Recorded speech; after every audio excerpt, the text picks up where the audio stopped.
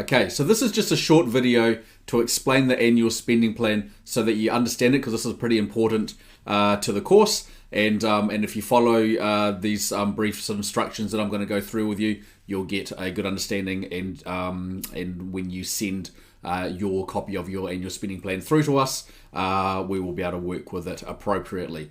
Now, the first thing I'd like to say, though, before we get started is that at FutureBound, we are not budget advisors, okay? So we're not here to give you a service, to give you advice around how you should spend your money. I'm not going to say to you, you should spend this much on takeaways, and you should spend this much on groceries, etc., etc. So this is not a budget service. If you want to get budgeting help and you need that type of help, then there's plenty of services out there that will help you do this. Some are for free and some are fee-based, but there's no shortage of budgeting help out there. You just need to Google for it, right? So this is really what we're about here with this course, is we're showing you what you can do with your money and how that will grow your wealth position. And so your annual spending plan is an important part of that, because you need to be intentional with your income. And this tool that we've got here is really about helping you to be intentional with your income, because when you're intentional with your income, you can make appropriate decisions that will grow your wealth position. So in this spreadsheet that you will have got from the or can get from the membership area, you'll see that there's tabs along the bottom here, and there's the how-to tab, and then we've got create your annual spending plan, and then you've got the months of the year. So with the how-to section, you can have a quick read of this. I'm just going to basically demonstrate on the next page anyway, but you can have a quick read of this, and there are videos down here that you can watch if you want to learn some of the ins and outs around how to use this tool. Then you can, but for most people, you should be able to use the tool just as it is, and it's pretty straightforward. So let's go to the actual spending plan. There's really just three sections here. So at the top, you see that there's the summary table. Below that, we have a income table, and below that again, we have your expenses table. And the expenses table goes down quite a bit because we give you quite a few options for your expenses table. So we'll get to that in a minute. So first of all, the summary table here at the top. So you'll see that here we've got, this is the total income. So I've done this one as an example. We've got total income coming in, which equals that 149,779.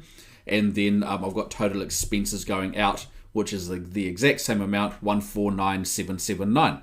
So the reason for that is because we're going to use this maximize your money annual spending plan to allocate 100% of your income. Okay, so we're not leaving anything to chance. We don't have sort of money lying around that we're not sure what it's going to be spent on. We have allocated and are going to allocate 100% of your income, so it's really clear where you are. So with that summary table, really you're going to have your net income in there, and then every time you add expenses, then it's going to adjust, and you'll see, and it should be basically here. When it's got nothing there, then you know that you're at zero. So I'll just give you a quick example. So if we look at the income table here, salary one, so I've got 98,558. So if I change that, for example, to 120,000, you'll see that that changes your total income. Okay, and then now we've got expenses of 149, so there's actually a surplus that's still yet to be spent of over 21,000. Okay, so if I change that to where I was, 98,558, I think it was, then we're back to being at zero again, right? And so this is actually how it should look on completion. You should have income coming in, all your expenses going out, and there should be nothing left in this box here. If there's nothing left in this box, then you know that you've done it right. Now, let's just move on to the income table. So the income table here, I've just put in two salaries here. Now, these are after-tax salaries. These is after tax, after KiwiSaver, after everything goes out, after student loan repayments. It's just what comes into your bank account, all right? So whatever you get paid into your bank account, that's what I want you to write here. Now, you can write it in the weekly column or in the monthly column or in the annual column, but as long as we have the exact amount coming into your bank account every week or every month, okay? Now, if you do get paid fortnightly, times it by 26 to get an annual amount, okay? And then you'll write that in this column here to get an annual amount. And so these two amounts here per salary 1 is getting 98,558. Salary 2 is getting 51,221, and add those two together and you get the 149,779. Now, if you've got other sources of income on top of that, you might have a boarder, you might have some investment incomes, you might have a side hustle that you do, then you can enter those as well. And we just basically want to be working with after tax in your hand income, right? So that's the income table. And then the expenses table. This is where you're basically going to allocate all of your spending. Okay, so here I've got $100 a week for charity. So if I'll take that away, so that was $5,200 per year, $100 a week. And if you go back up to the summary table, you'll see that we now have $5,200 still to spend, right? So this is now above zero. We need to get that back to zero because we need to allocate all our income. So this will automatically adjust for you in the summary table. You just have to put accurate figures in for your income and then go through and add all your expenses until you have got none left. So if I go back to charity, we had $100 a week. I'll put that back in, and that will now correct the box at the top, and we'll be back to having all our income spent, right? So that's good. So in terms of the expenses figures that we've got here, so a few things to be aware of. One, do not use what I've got here on the screen as a serious example. I just made these figures up. I didn't actually put too much thought into it, but basically I've gone through what might be reasonable figures for some of these expenditures, and I've just gone until I've allocated all of my income and it's all gone. Okay, so basically, whether you like adding things in weekly, monthly, annually, you just add it in, and it'll start subtracting that from your income total.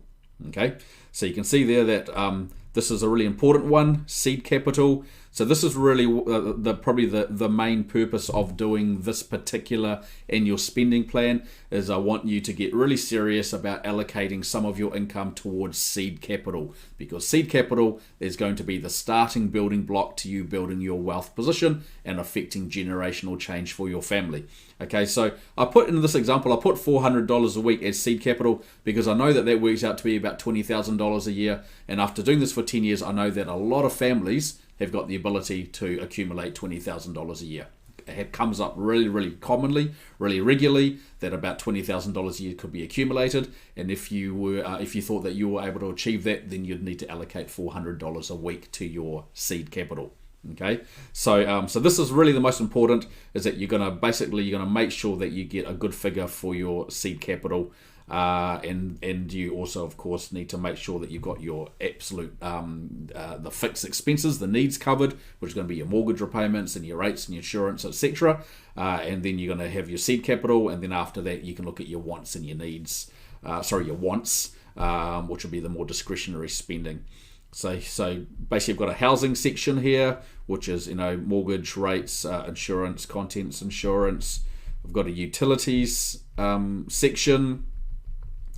We've got food section, which is food and groceries, takeaways, eating out, date night, if that's something that you're in the habit of doing. And if you're not in the habit, then I think that one of you, at least, will enjoy going out on date nights on a regular basis. So it's good to put it into your spending plan.